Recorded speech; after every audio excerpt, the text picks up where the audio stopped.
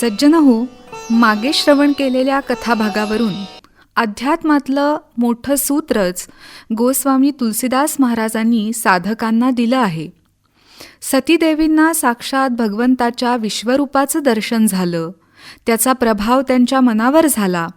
तरीही मनात कुठेतरी संदेहाचं बीज शिल्लक असल्यामुळं महादेवांना त्या सत्यकथन करू शकल्या नाहीत.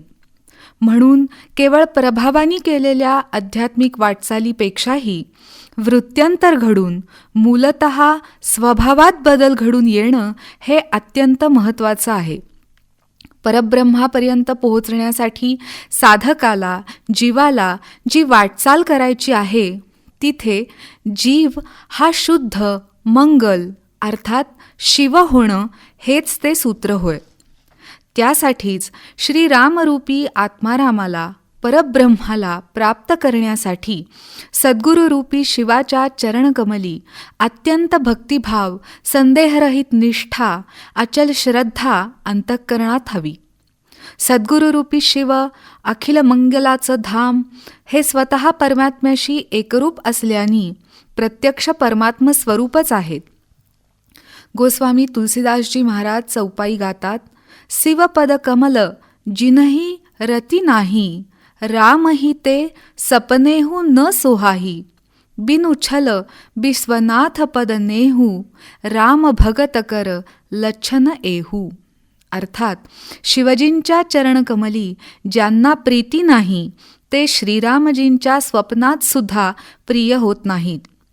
विश्वनाथ श्री शिवांच्या चरणी निष्कपट अर्थात विशुद्ध प्रेम होणं हेच रामभक्ताचं लक्षण आहे.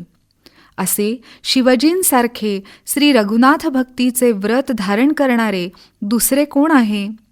श्रीरामालाही शिवांसारखं दुसरं कोण प्रिय आहे? सतीजी आणि शिवांच्या या विरह प्रसंगानंतर पार्वती अवताराच्या जन्मामध्ये मात्र सतीजींनी अनंत वर्ष कठीण तपश्चर्या करून भगवान शिवांच्या चरणी अढळ भक्तिभाव ठेवून त्यांना प्रसन्न करून घेतलं.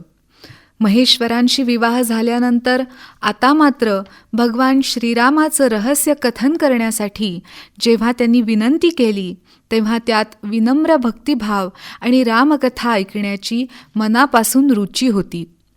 याशिवाय सद्गुरुरूप शिवांच्या चरणी अढळ विश्वास आणि श्रद्धा होती. आता खऱ्या अर्थाने देवी पार्वती या रामकथा श्रवण करण्यासाठी अधिकारी श्रोता आहेत हे जाणून आपल्या प्रिय पार्वतीचे सहज, सुंदर, कपटरहित जिज्ञासेचे प्रश्न ऐकून शिवजी अत्यंत प्रसन्न झाले आणि प्रसन्न मनाने त्यांनी रामकथा वर्णन करण्यास प्रारंभ केला. श्री समर्थ मनोबोधात वर्णन करतात, जेणे जाळीला काम तो राम ध्यातो, उमेसी अति आदरे गुण गातो, बहुज्ञान वैराग्य सामर्थ्य जेथे, परियंतरी नाम विश्वास तेथे. रामप्रेमी श्री शंकरांच्या अंतःकरणात सर्व रामचरित्र प्रगट झालं. प्रेमामुळं त्यांचं शरीर पुलकित झालं, नेत्र पाणावले आणि रघुनंदन श्रीरामाचं रूप त्यांच्या हृदयात प्रगटल्यामुळं स्वयं परमानंद स्वरूपी आनंद घन शिवाला सुद्धा अपार सुख प्राप्त झालं. गोस्वामीजी गातात, हर ही रामचरित्र सब आये, प्रेम पुलक लोचन जल छाये, श्री रघुनाथ रूप उर आवा, परमानंद अमित सुख पावा.